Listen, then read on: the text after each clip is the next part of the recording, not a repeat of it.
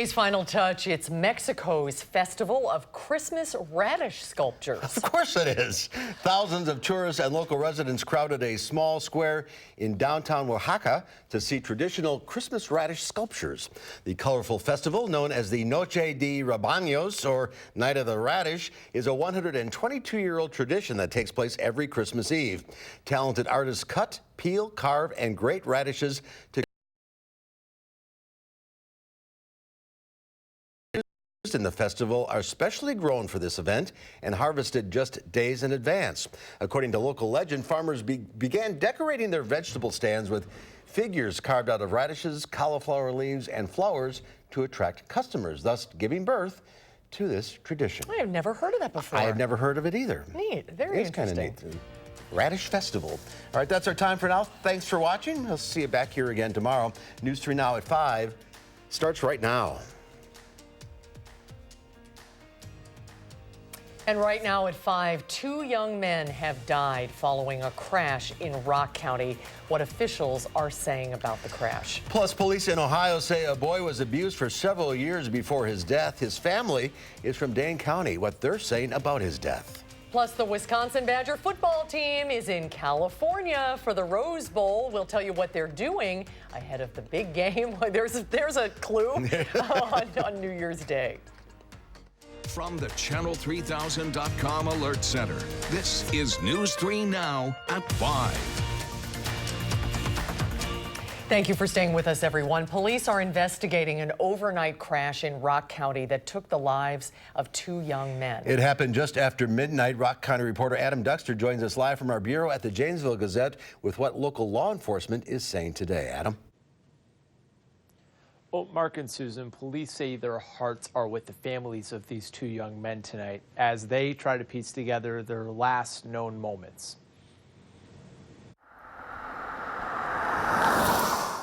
West of Janesville on Rockport Road is where Commander Jude Maurer says deputies from the Rock County Sheriff's Office were dispatched to overnight. And on arrival, deputies were able to confirm, in fact, that there were 2 occupants in the vehicle. A single vehicle car crash with those 2 occupants pinned between a vehicle and a tree. Joining in the Sheriff's Office life-saving efforts were the Janesville Fire Department and other emergency medical personnel. And while they shut down the road for hours trying to do what they could, it was obvious from the doctor's perspective that they were deceased. They believe the 19-year-old driver and 20-year-old passenger were headed back to their 3rd shift at work nearby, when, according to witnesses, another car headed in the other direction might have come too close, forcing the driver to overcorrect. It appears that the driver took evasive action in order to avoid a head-on collision, and as a result of that, lost control of the vehicle, then ultimately collided with the tree. Tonight, they say their hearts are with these 2 young men who they're not naming at this time, while they say they await results from the investigation into the crash itself. I asked Commander Maurer if he believes at this time drugs or alcohol played a role in this crash in any way. He says the Sheriff's Office does not believe that to be the case at this time. Again, they say their hearts go out to those 2 families while they do continue this investigation. All right, Adam Duxter reporting live from the bureau at the Janesville Gazette. Thank you. The name of the victim in Madison's Christmas Eve homicide has been identified. The Dane County Medical Examiner's Office says 63-year-old Sheila Green was shot to death. Madison police arrested Joseph Green of Madison yesterday morning. It happened at 937 South Midvale Boulevard. Police have not confirmed the relationship between the victim and the suspect. The homicide remains under investigation. A local family is grieving the loss of a little boy in their family tonight. On top of cremating his body, they also learned that he had been abused for several years under the care of his father in Ohio. Our Amy Reed sat down with his family and joins us now to share what they hope people learn from what happened. Amy. The family of Dakota Collins is heartbroken In 2013, after his grandmother was denied custody, his father took him to Dayton, Ohio, which the family we spoke to today said was against court orders. While their court records show he suffered extreme abuse. He was locked in the attic naked. His autopsy showed he had cuts and bruises from head to toe. He was held underwater, and his father is now facing counts of endangering children, felony assault, and rape of a child under the age of 13. Child Services down in Dayton said they didn't have an open record for the home, though there were prior police calls, and the family, Dakota's uncle and grandmother, said the mother called for welfare checks to the home multiple times. They said they need the system to do better to protect children facing abuse. The system, yeah, they're not 100% fit. They didn't physically abuse him and stuff like that, but they need to check into stuff, you know, and it can't be just a couple weeks. You gotta follow up on it, you know. The family said the detective assigned to the case in Ohio seems like she'll do a good job. They're hoping for max justice against the father and the two women who lived with him that admit they knew Dakota was being abused. They did say to look out for fraudulent GoFundMe pages related to this. They said they've paid for everything to get Dakota's remains back to Wisconsin, and they already had to have one page shut down that was asking for money because of Dakota's death. Amy Reed reporting. Thank you. Cloudy and cooler today across the area. Dave Caulfield is watching the weather. Hi, Dave. Hey, Susan. We actually started out in the upper 40s, but a cold front coming through the state today. Hope those temperatures crash through the 30s this afternoon and into the evening. We're looking at those cloudy skies in Madison on the Edgewater Skycam, currently at 36 degrees. West-northwest wind at 6 miles per hour, making it feel a little bit closer to 30 degrees. 37 in Janesville, 36 in Lone Rock, and 38 in Boscobel, but still near 50 in Milwaukee and Kenosha. Highs near the lakeshore in those two spots made it close to 60 today. So big differences in those temperatures, and we're about 10 to 15 degrees colder compared to where we were at this time yesterday as well. So noticeably cooler outside. Temperatures dipping into the 20s to start off Friday. Will be partly sunny with temperatures in the upper 30s, close to 40 for highs tomorrow. And then a big weekend system is on the way. We'll share the latest forecast updates in just a few minutes. Then, thank you, Dave. Police in Rock County are looking for the people responsible for several car break-ins this week. In this surveillance video, a man is seen rummaging through an unlocked car in the city of Evansville. Police there say they've seen a number of break-ins and even a stolen car this week. They're reminding people to lock their car doors and asking them to call dispatch at 757-2244 if they see anything suspicious. Dane County Dispatch says firefighters responded to a chimney fire at a residence in Pleasant Springs. Firefighters from Stoughton and McFarland worked to put out the fire on Scollin Road around 9:15 this morning. No one was injured. And about 2 hours after that fire, firefighters responded to a structure fire at a residence in Mazomanie. Firefighters said when they arrived, they found the living room on fire. No one was injured in that blaze. The cause of it still under investigation. Today is one of the busiest travel days of the year.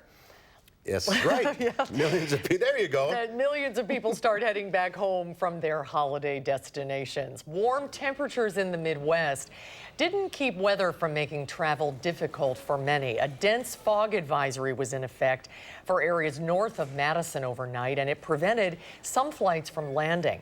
One flight from Tampa to Minneapolis couldn't land in the Twin Cities late last night and had to divert to the Dane County Regional Airport. Those passengers found themselves stranded here in Madison and had to sleep in the airport overnight. It was already so stressful, like getting to the airport on time on Christmas Day, and then like all this added stuff just makes it even more stressful. But you can't like be mad at it, because I wouldn't want to have my pilot be like scared of landing in the fog. That doesn't sound safe. While weather caused some delays across the country, most flights to and from Madison were on time this morning.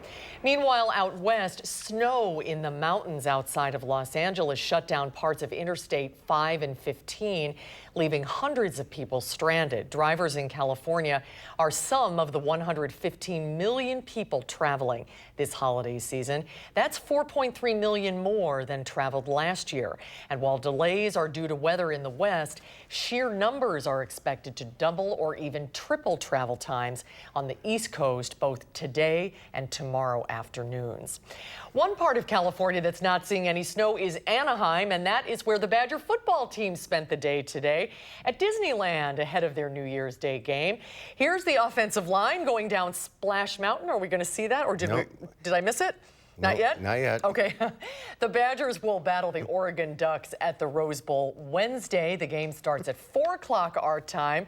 Our Melissa Kim, Kevin Lewis, and Eric Franke will be in Pasadena previewing the matchup all next week ahead of the big game. And as the Badgers prepare for the Rose Bowl in California, fans back home are rooting them on with UW merchandise. The University Bookstore is bringing in all kinds of Rose Bowl gear, including clothes and swag, but hats are selling the most this year. The store started selling the gear just one day after the Badgers announced they were in the Rose Bowl. Half of the money raised with UW trademarked items goes to athletics, and the other half goes to fund scholarships. Lots of t-shirts, long sleeve sweatshirts. Those have actually been flying off the shelves first because it's supposed to be a little bit cold at the game. I'm, of course, fingers crossed that the Badgers are going to win. I'm not too sure about it, but I'm hoping. Right now, the bookstore is selling its Rose Bowl gear for 25% off. A bus that delivers books from Dane County libraries is improving access to communities, but some people are still struggling to use it because of language barriers. Our partners at Madison 365 say in areas with a high Spanish-speaking population, some people aren't even aware of the Dream Bus or know about its services. A spokesperson from Madison Public Library says the library system is listening to feedback. The Dream Bus is not even a year old, so officials are still working on finding the best ways to reach users. We know that we're reaching a lot of people, but we know that we have a ways to go in terms of reaching all of the communities that could best benefit from library service in Madison.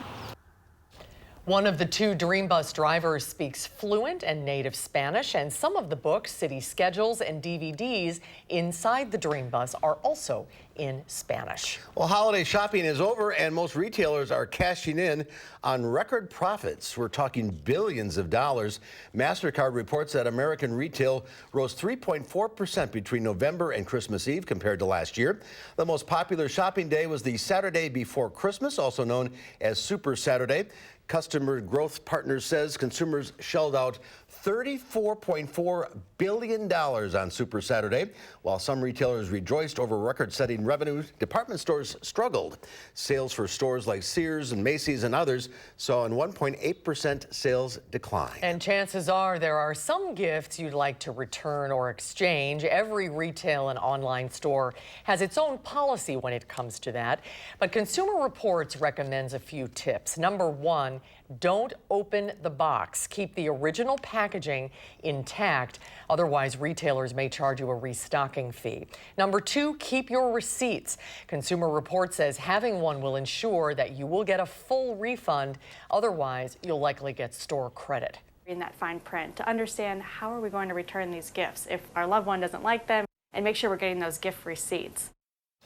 And Consumer Reports also says you should bring your ID because some stores use computerized return systems that detect abuse, and you may be required to show identification. Many happy returns. There's more to come on News 3 Now at 5. Up next, the president takes aim at impeachment on his holiday, what he's saying ahead of the Senate trial. And coming up tonight at 6, Green Bay Packers running back Aaron Jones could hit a milestone during Sunday night's game at Detroit. What his teammates are saying about him coming up tonight at 6. And it was a record-setting day on Wall Street. The Dow Industrials up 106 points. The NASDAQ up over the 9,000 mark for the first time ever. The S&P 500 up almost 17 points. Again, all records. And we'll be right back.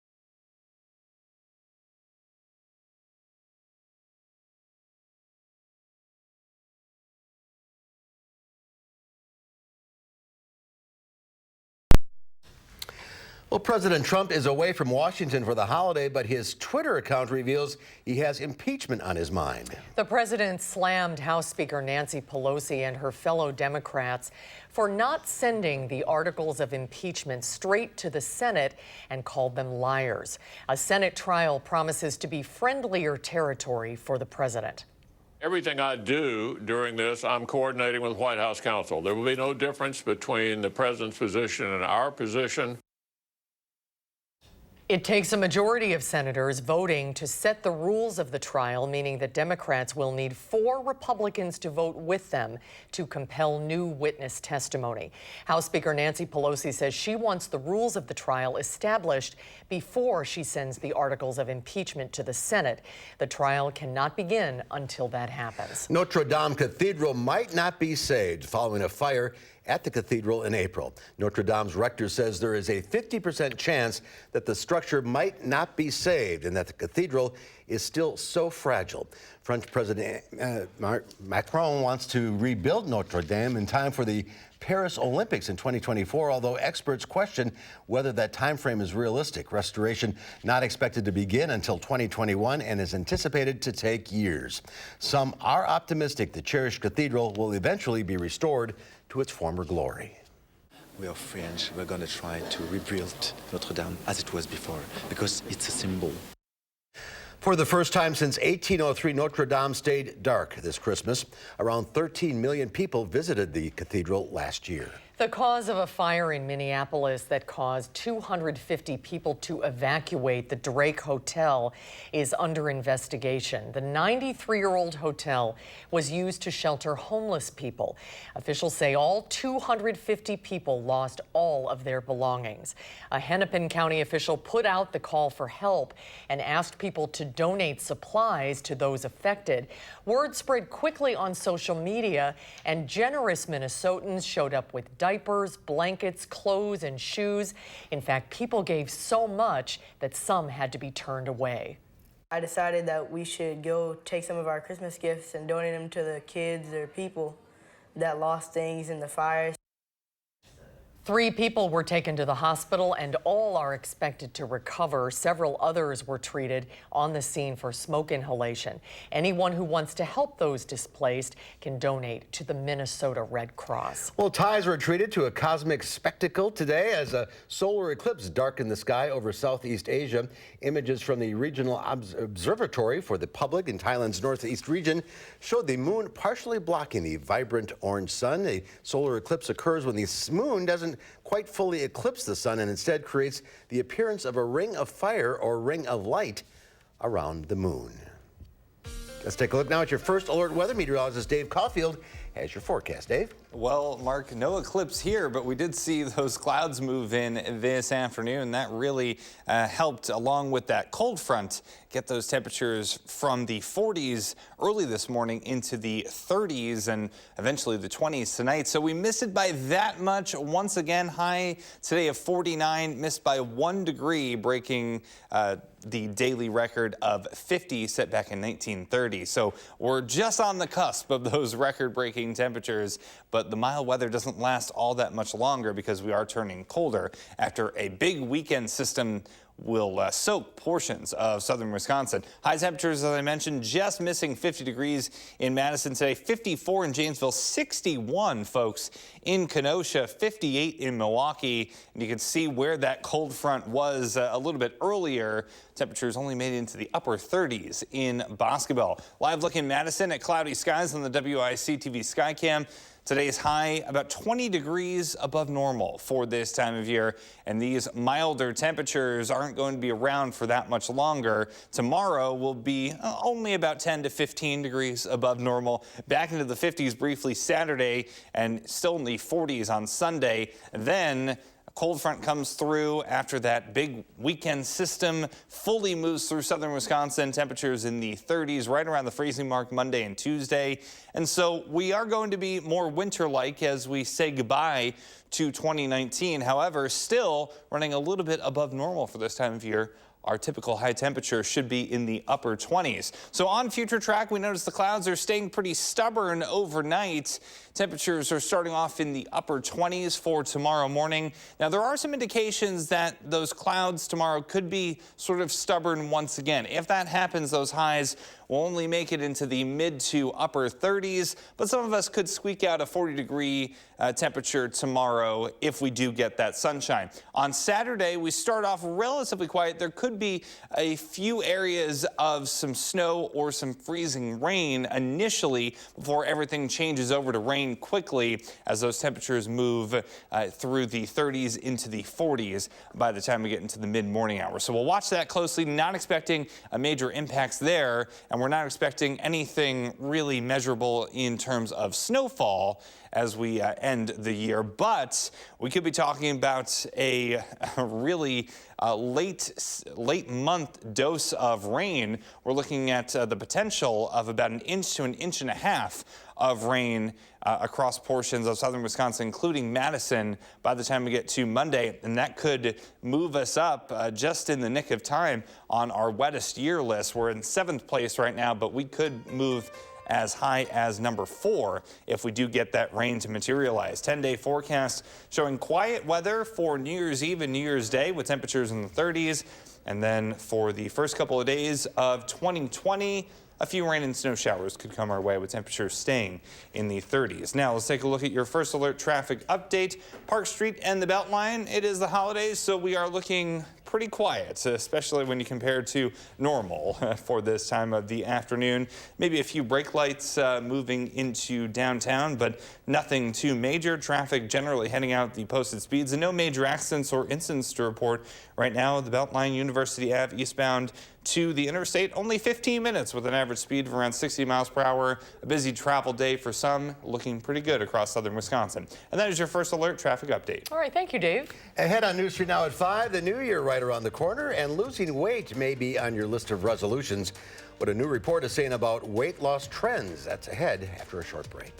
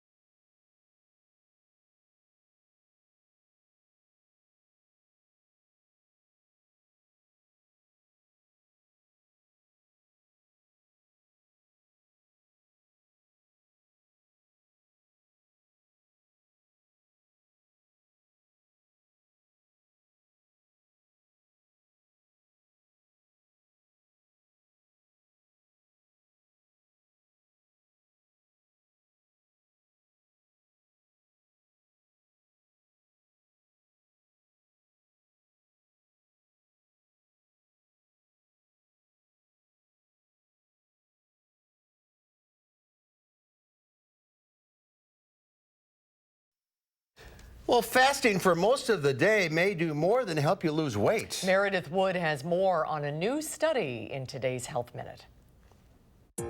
Intermittent fasting was a big trend for weight loss in 2019, but experts say it can do more than just help you shed some pounds. Research compiled from studies published in the New England Journal of Medicine shows that intermittent fasting can also reduce blood pressure and improve longevity. It's unclear if these health benefits were a direct result of weight loss. Either way, maintaining a healthy weight is known to be essential when it comes to preventing many health problems. The authors of the report focused on two types of fasting: daily restricted feeding, where you eat for 6 to 8 hours a day, then fast 16 to 18 hours.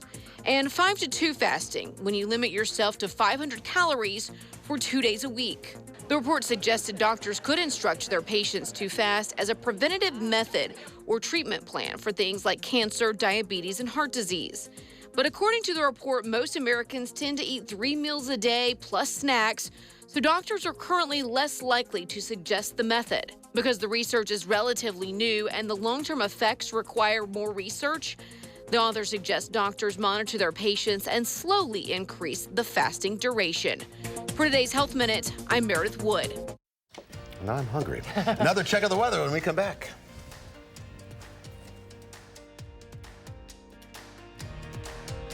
For reliable weather day in and day out, watch First Alert Weather.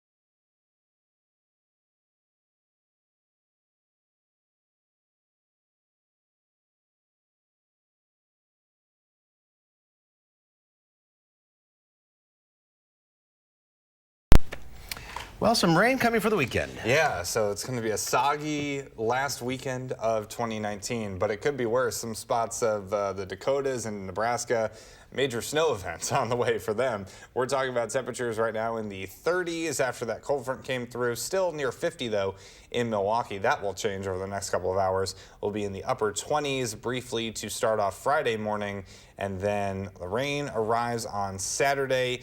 Initially, maybe an area of snow or freezing rain, but I think everything changes over to rain early, and we're talking about a whole bunch of rain in some spots. All right, thank you, Dave. Thanks for your help today, Mark. We'll see you back here at 6.